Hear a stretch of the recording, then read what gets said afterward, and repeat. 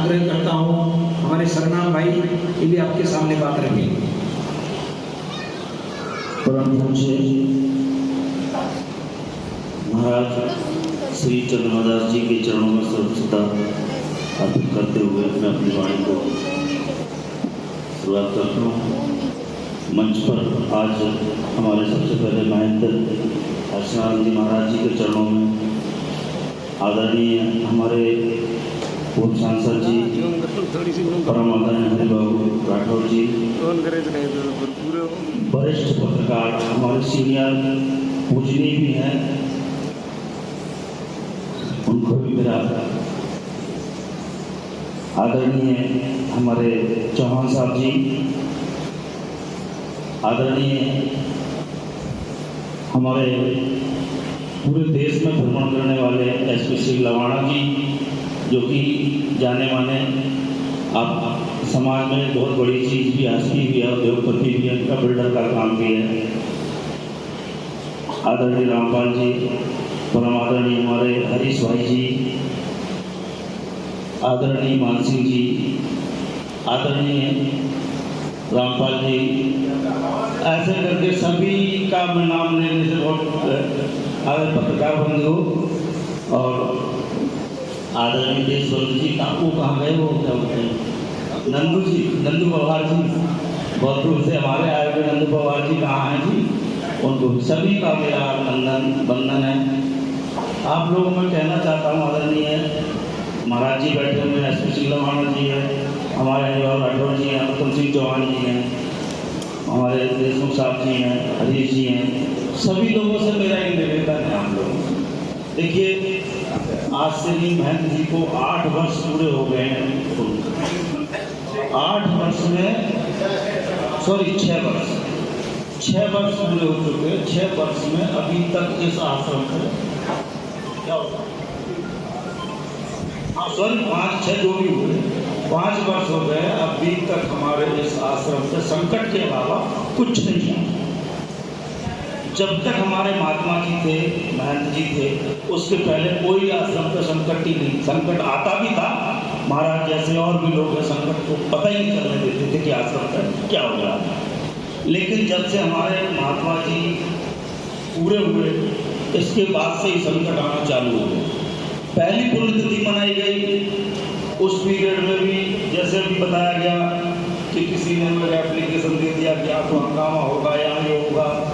हमसे जितनी लोग पब्लिक थी उसी फोर्स आके खड़ी हो गई। तो ये क्यों हुआ है, ऐसा क्यों हो रहा है, उसका क्या कारण है? सब लोगों का एक ज़्यादा नहीं 2-3 मिनट में अपनी बात को खत्म करूँगा, विस्तार से बताऊँगा। कि उस पीरियड में हमारे श्यामदास जी महाराज जी को महंत बनाया गया, लेकिन उन्होंने किसी कारणवश नहीं चला पाया। उनके पीरियड में ही आश्रम को ऐसा घुमा-फिरा लोग आने लगे और उन्होंने नहीं, मतलब वो खुद छोड़ के चले गए।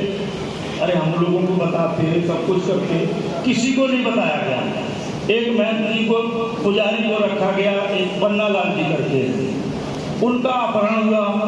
जैसे कैसे उसमें रिपोर्ट लिखी गई, कुछ भी हुआ, मैं खुद आया चल के, इस आश्रम पर कोई नहीं था, कहूँ मैं अरे सुनिए महाराज, आप मत बोलिए, बिल्कुल बोलने वाली बात है।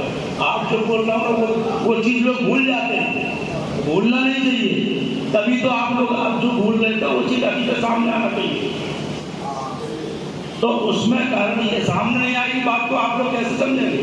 तो मेरा मतलब ये है कि जब उस पीरियड में जब ये भू-माफिया लोग आया था, इस आश्रम पर कब्जा हुआ, कोई नहीं आया था।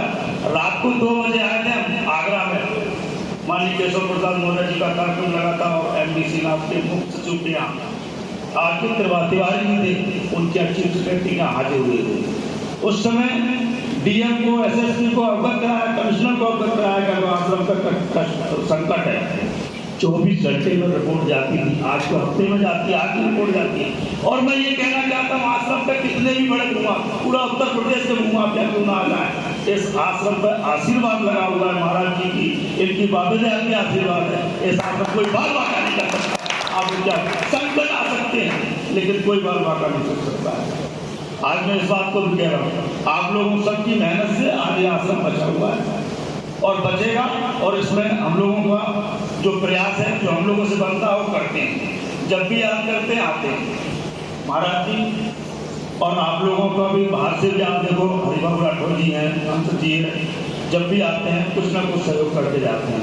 उत्तर प्रदेश के जो समाज के लोग हैं, मैं बता रहा हूँ आपको, आने में असमर्थ थे। देखो आर्थिक स्थिति बहुत कमजोर है। मैं तो पूरे प्रदेश में 24 घंटे एनी टाइम समय देता हूँ। महात्मा जी आप जो है ना यहाँ आश्रम के लिए कह रहे हो, मैंने पूरे उत्तर प्रदेश के बंजारा समाज का जो आर्थिक दैनिक स्थिति बहुत खराब है, उनको हम जा के लोगों को सरकारी योजनाओं का लाभ बताते हैं। इसका लाभ तो धीरे धीरे मतलब शिक्षा में आगे बढ़िए, ये हमारा काम है। सबसे ज्यादा प्रचार तो हम करते हैं समाज के लिए, ये किसी को पता नहीं। लोग क्या अभी कम सिंह चौहान जी ने बताया कि जो फेसबुक और ग्रुप वाले, व्हाट्सएप वाले जो आज ये जो नए नए जो तैयार हुए हैं, इन लोगों ने सब जो हम लोगों की मेहनत है आज 20 साल 50 साल से आपने आज हम लोग मेहनत नहीं किए होते तो आज ये नए नेता कैसे तैयार होते, आगे पीढ़ियाँ कैसे बढ़ेगी। हम लोग चलाना आप ही लोगों को है। तो इसलिए मैं ये कहता हूँ व्हाट्सएप और ग्रुपबाजी करिए, समाज में भी करिए, लेकिन जहाँ से हमें लाभ मिल रहा है वहाँ भी करवाइए। आप लोगों से कह रहा हूँ वहाँ भी करवाइए। जब तक मेरा काम है साहब, माननीय मुख्यमंत्री मेरे मंच में भी आए, महात्मा जी को बताया था, मैंने शायद 2 बजे करीब आपको फोन किया था। माननीय मुख्यमंत्री बोले जल्दी डिटेल मैंने नोट करके माननीय मुख्यमंत्री जी ने मैंने तुरंत दिया, और देने के बाद डीएम को फोन हुआ। मैंने कहा आपको बताया था पंडित जी बैठे हुए हैं, जब आपके पास आपके साथ भी लखनऊ रहा 5-6 दिन लगातार आईजी जहाँ जो हमसे मेहनत बनी मैंने किया। तो मुख्यमंत्री जी 2 बार हमारे मंच पे आ गए। मैंने सबसे पहले हमारे उस मांग में भी वही पत्र था, लेकिन हमारे ही समाज के कुछ ऐसे लोग हैं जो आगे नहीं बढ़ने देना चाहते हैं, और वही हमारे हमने कुछ नहीं कहा। मैंने कहा उदासीन जो हमारे समाज की उत्तर प्रदेश की मांग है उसको मत, हमने सिर्फ सबसे पहली मांग ये रखी थी कि हमारे उदासीन आश्रम का बिल्कुल जीर्णोद्धार कर दीजिए। जो घुमा गया लोग उनके खिलाफ कार्रवाई करिए और हमारे आश्रम को बचाइए। धरोहर है, देश की धरोहर है। आज से भी सैकड़ों साल पुराना ये आश्रम है, जहाँ बाबा लक्की सा पड़ जा रहा, जहाँ बाबा दयाल जी, गुरु नानक देव जी भी यहाँ आ चुके हैं। सारे लोगों ने यहाँ नसीब अमन जी ये पावन को धरती अपनी, तो इसको बुलाने के लिए तो हम आपसे निवेदन यही करना चाहते हैं। इस आश्रम पर संकट आ सकते हैं, सब कुछ हो सकता है, लेकिन आश्रम को कोई नहीं छीन सकता। ये हमारे पूर्वजों की आशीर्वाद है और भगवान का आशीर्वाद है, इसलिए इस आश्रम का कोई संकट नहीं। बस यही है। अब निवेदन ये करना चाहता हूँ आखिर महाराज जी, सिर्फ आप सबसे पहले देखिए 5 साल तो लगभग आपको भी हो गए, जो भी 5-2-3 साल जो भी हुए, जब से दूसरी गति संभाली गई, दूसरी गति आपके पास है।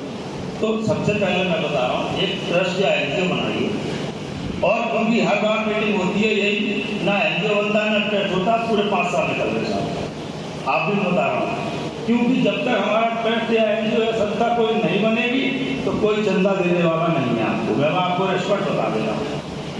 आप उसको बनाइए, 10 लोगों को बना लीजिए। आप हम लोग किसी को मत बनाइए, आप अपने जिनको बनाना चाहें 10-11 लोग कमेटी बना लीजिए, उसका उदासीन आश्रम के नाम को बना लीजिए।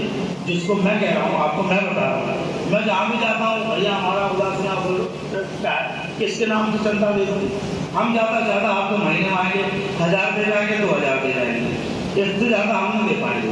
मैं भी इस पर बता रहा हूँ, समाज के लिए अब तन से मेहनत, जितनी बार बुलाओ तो मैं आऊँगा और आया हूँ। जितनी बार आपने बोला 2, 4 से 10 लोग लेके आया, तो हमारा एक ही निवेदन है कि इस महीने आपका एक ट्रस्ट बन जाना चाहिए, तभी इस आश्रम का उद्धार होगा। और नए सिरे से बनाइए, कोई जरूरी नहीं है।